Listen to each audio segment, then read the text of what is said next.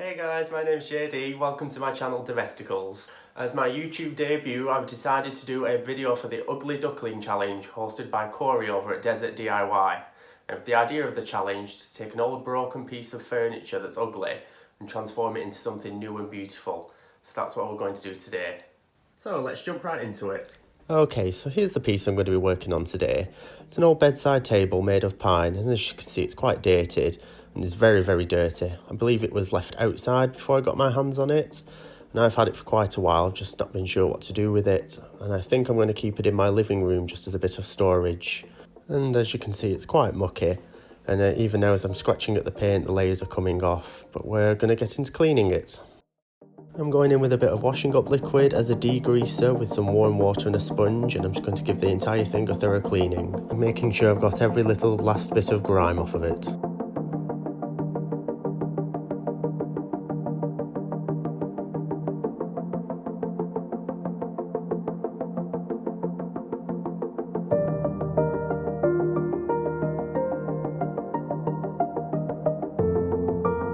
Right here you'll see just how much dirt and grime's on that little end table. I couldn't believe it myself.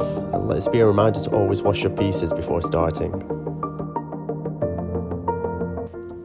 Now I'm just going to take a screwdriver and take off those old dated wooden knobs because we're going to be replacing them with something a bit more modern.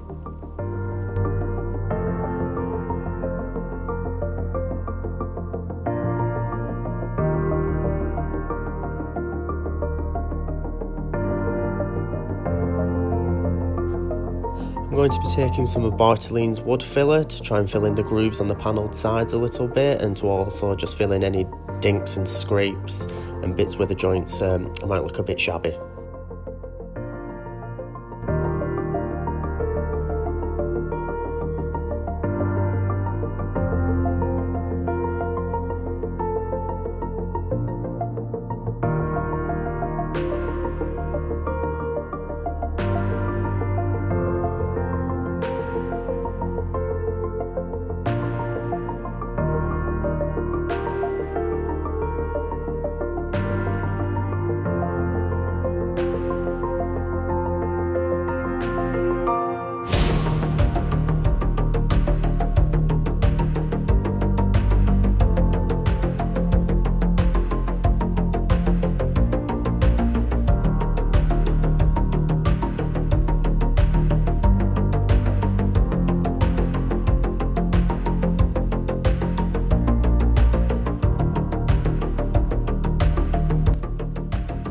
Now it's time to start on one of my most favourite parts of doing furniture, the sanding.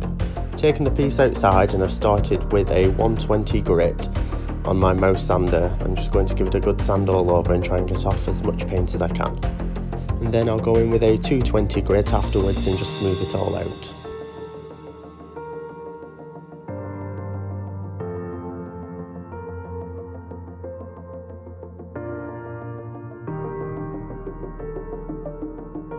I know most people's favourite part is the painting, but honestly I do love the sanding. I love being able to get off that old dirty finish and seeing what you're actually working with underneath. I love bare wood too, so just being able to see it all fresh and clean looks amazing.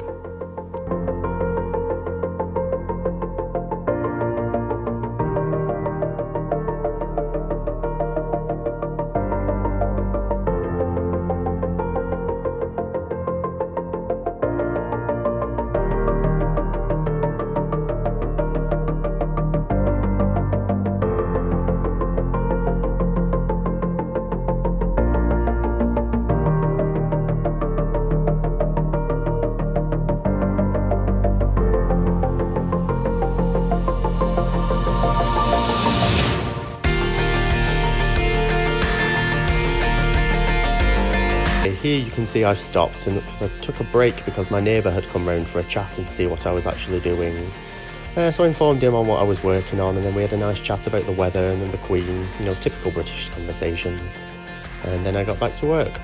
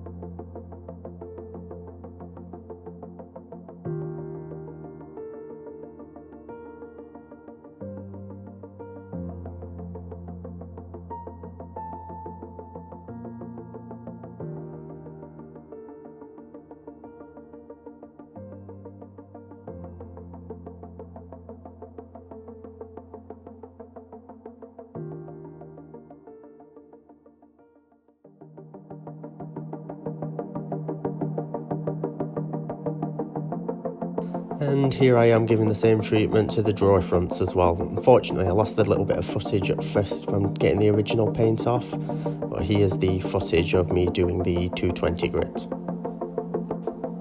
Notice how I'm even going into those grooves on the side of the drawers. That's so when I put them back in, they should glide as smooth as butter.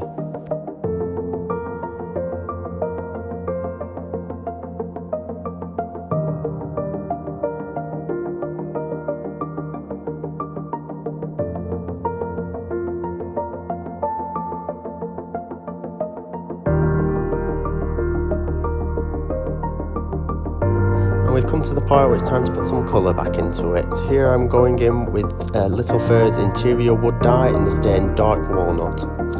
Just giving the piece a good clean and a sand all over first, and then I'm going in with a paintbrush, making sure I cover it all evenly.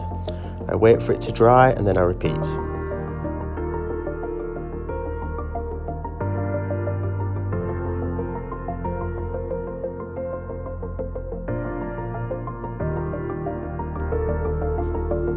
Now I'm sanding down with 320 grit just to make sure everything is as smooth as possible before we put the varnish on.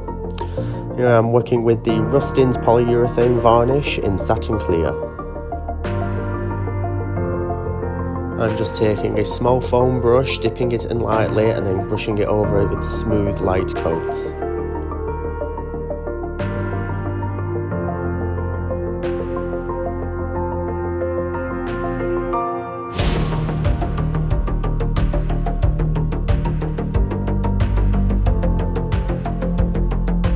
And here's a quick look at how the piece is looking at the moment. I think we're making good progress.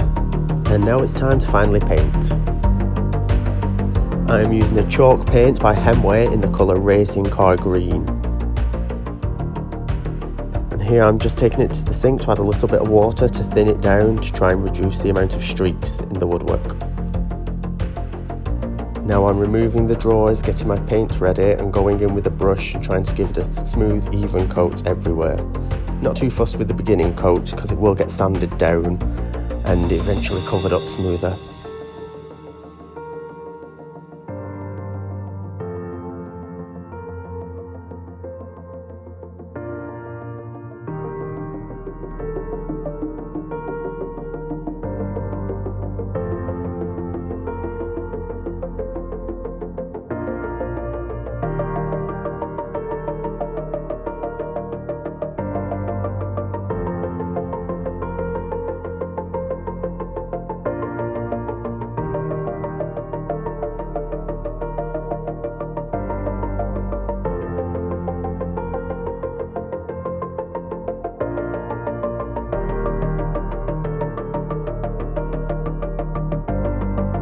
And now that the first coat on, we're just going to wait for it to dry.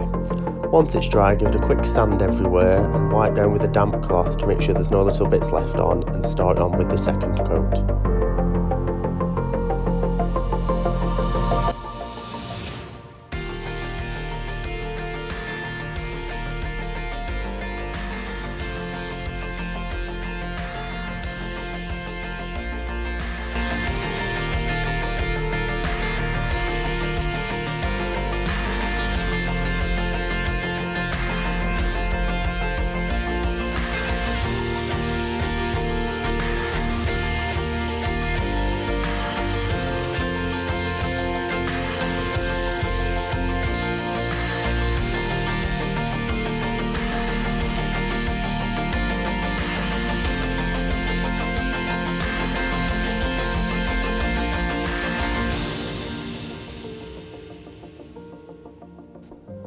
And again, I just repeat the process. As you might be able to see from the video, there's still a bit of the grooves left in the panelling.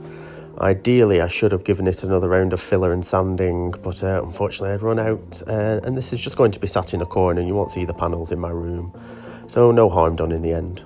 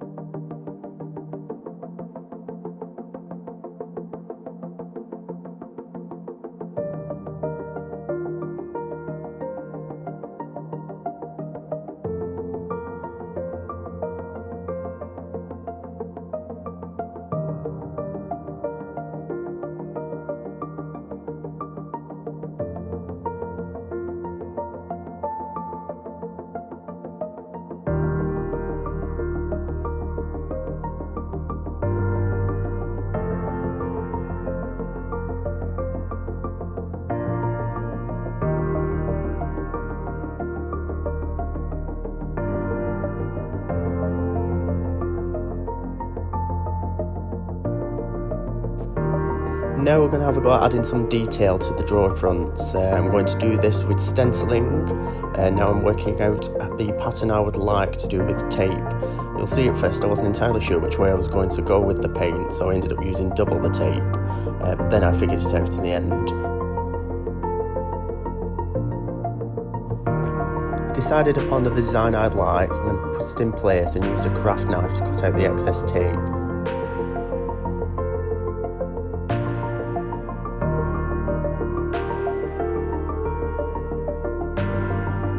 You'll see that a lot of the corners aren't exactly perfect right angles, but I'm going to try and go in at the end and do touch up with the paint. I've learned a lot for next time. I'm definitely going to try and measure, although it does turn out quite well.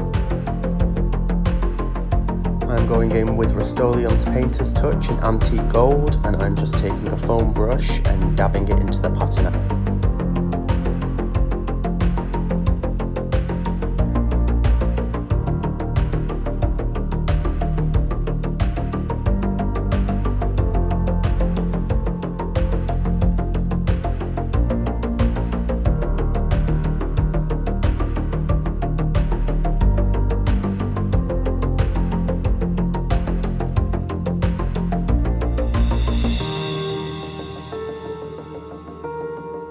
And being happy with the way it turned out, I repeated the exact same thing on the other two drawers.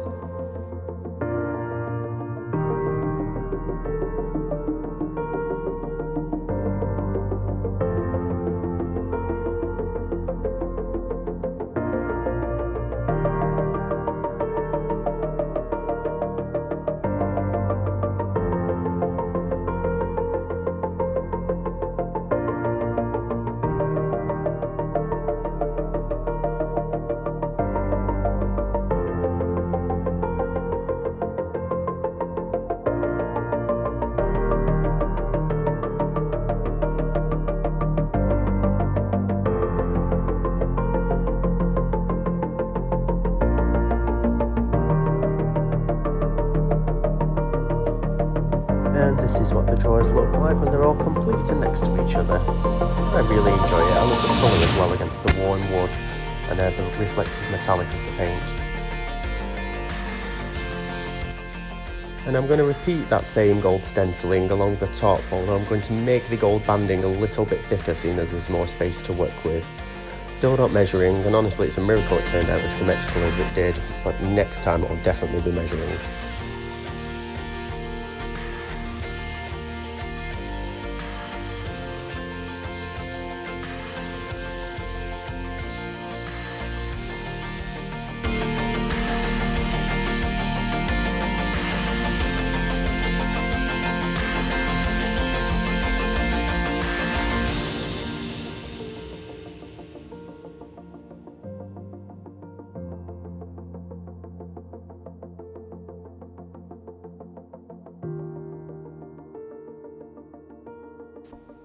And here's the top once it's dried. I'm glad I've done it. I was going to leave it bare at first, but now I've matched the drawers. I love it.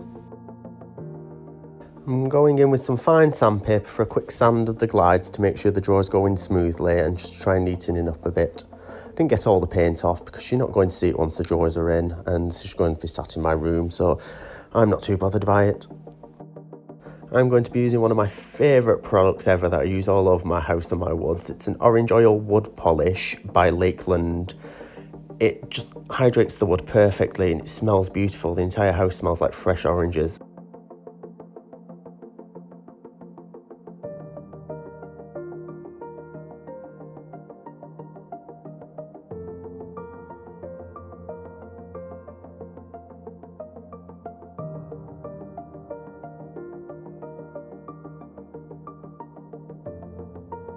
As you can see here, I'm showing one drawer with the oil and one without.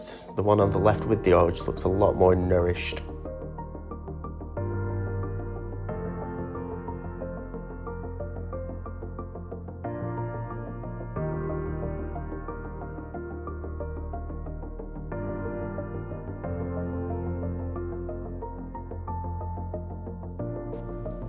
And here I am adding the final coats of varnish. I'm just going to apply a thin coat of the polyurethane, wait for it to dry, sand it and add another coat. And now it's time for hardware. I'm going to be replacing those old wooden dated handles with these nice shiny gold T-boy handles. I got them off Amazon, they were very affordable, and I got a pack of 15 I think.